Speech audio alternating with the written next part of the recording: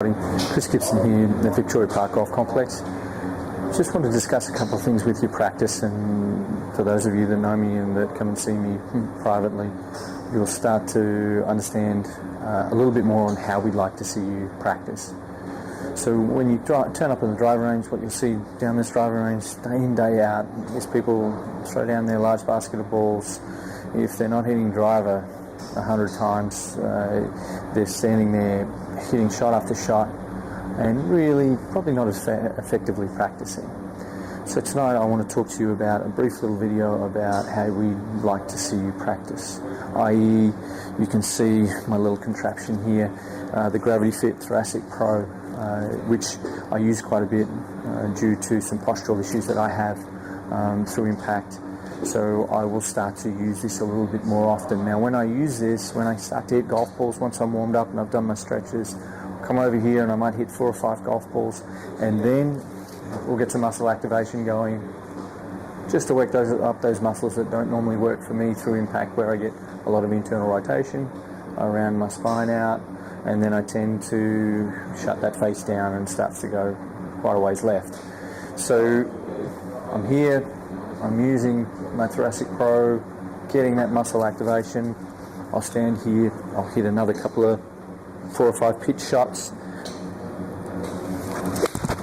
get that feeling going, get that muscle activation going, get that motor pathway the way we want it to and firing in the correct sequence. Then clearly I'm not going to use this on the golf course, so I might place it down.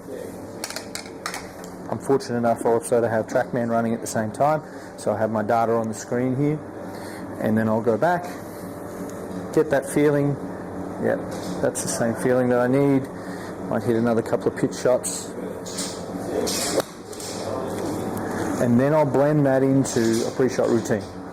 So I'll blend that into standing back here, asking myself relevant questions. What looks like a good shot? That looks like a good shot. Start it there, finish it there. Then I'll go into how do I create that shot? These are the feelings that I need to have to create that shot. And then go through, execute that shot, go back, do it again. So 40 golf balls might take you quite some time to get through if we're doing it properly. So instead of just walking out and having 3 balls going in the air at the same time, let's have some motor pattern work going. Let's get our practice a little bit better. And then you'll start to see that blend. Take it to the golf course. You might play 9 holes on the golf course and use the same principles. Back here, pre-shot routine. In here, getting that feeling. Work it up into a full swing, obviously, when you're practicing, so you can take it on the golf course. And when you get to the golf course, 9 holes, no pressure on you, blending that in. Too many people we see here come and get a lesson, go straight to the golf course either that afternoon or the next day, and they really haven't had time to get a motor pattern going that's consistent.